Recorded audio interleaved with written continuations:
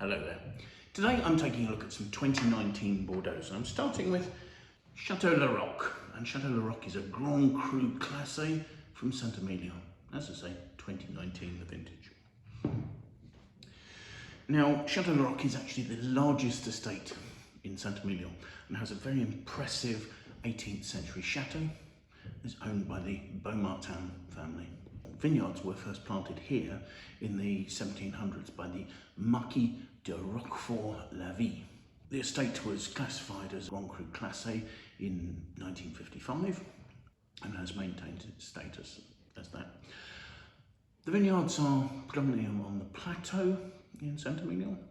The soils have a large amount of red clay in them, and that's red clay over limestone.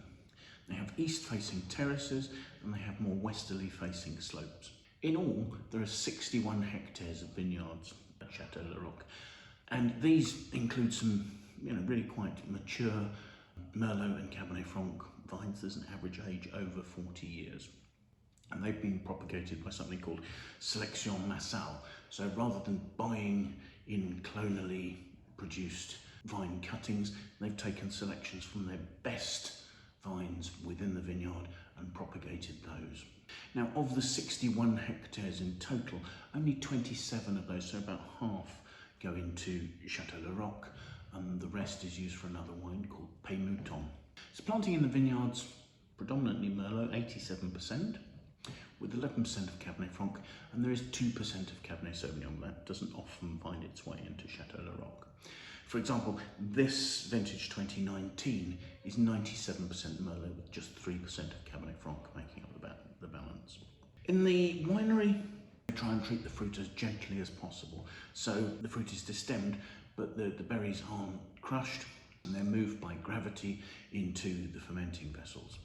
The different plots are all vinified individually in small capacity cement vats. Gentle extractions practiced, so the extraction of tannins is managed by both punching down the cap of skins and by pumping fermenting juice back over the top of them. And these approaches are aimed to give a more sort of fleshy, rich, rounded fruit style. The wine ages in a combination of 225 litre barriques, but also some larger barrels. And they're using both French and Austrian oak here. And on average, about 50% of the cooperage used is new every year. There's a period of reductive aging for the wine on its fine lees, and the first racking will take place after somewhere between 6 to 10 months, depending on what's necessary. The wine then goes back into barrel, and the second racking happens about a year later in the summer, just prior to bottling. So let's have a look at the wine and see what we make of it, shall we? Looking at the colour, there's a nice depth. It doesn't quite hold its colour to the rim, but it's a very sort of rich ruby red and is pretty much opaque looking down. I can't see the stem through the glass. Swirling the wine, it's 14.5% alcohol, and it's forming some tears fairly readily. Let's have a look at the aromas then, shall we?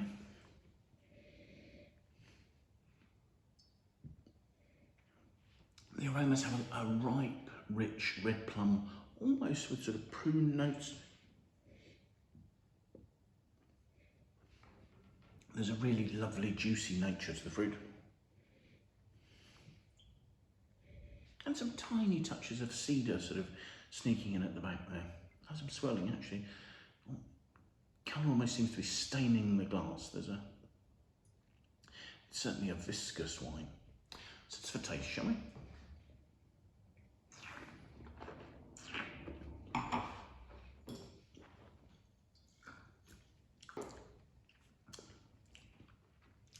On the palate, that's got lovely freshness, but there is a good grainy tannin. It's not particularly astringent, but you can just feel it sort of drying at the front of the mouth there. The lovely freshness is really peaking up some nice rounded fruitiness, and that very plummy, maybe a slight touch of red cherry notes as well, sort of right at the beginning where the freshness is most evident. The mid palate is showing a little bit of really quite fine sweet spice notes, sort of cinnamon, that sort of cinnamon and cedar notes coming through from the oak there. Perhaps a touch of vanilla. There's sort of the rich, juicy, almost raspberry-like in that it's smooth and juicy red fruit on the mid palate. coming through to the finish, where perhaps, again, maybe you're seeing a little bit more of the plumminess. There's a slight velvety texture towards the finish. It makes me think of plum skins, that sort of note there. The acidity is lasting reasonably well.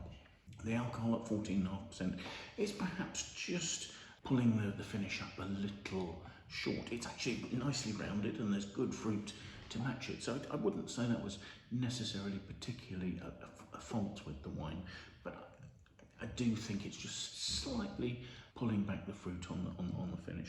You're left with a lovely clean red fruit and touches of spiciness that linger really well.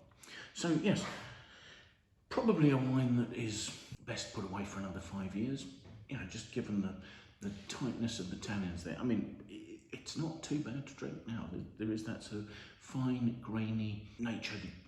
You know, there's a velvety smoothness as well. This is not sort of astringent and particularly drying, but I think it will open up a bit more, and obviously will gain complexity with a bit of time. I mean, I'm sure it's a wine that will age very well. It's got, you know, good intensity and quite nice freshness. I perhaps slightly have my doubts about whether it's got the freshest of acidities, but it's sufficient to give the fruit a really nice lift at the beginning. And I think the wine's weight, its alcohol, its concentration will give it plenty to age. And I don't think the acidity is letting it down particularly. But at the same time, the wine's approachability probably means that it's probably best drunk at about 7 or 8 years age, while it would very happily age for longer. So thank you very much for watching. I do hope you found this of interest. If you've enjoyed the tasting, do please press the like button. If you think somebody else would like to watch it, do please feel free to share it. It would be fantastic. You're very welcome to sign up and follow us on YouTube. Any comments you have, we'd love to hear your feedback. Do please leave them in the comments box below. But most importantly, do please take the time to come and join us for another tasting in the very near future, won't you? Bye for now. Thanks again.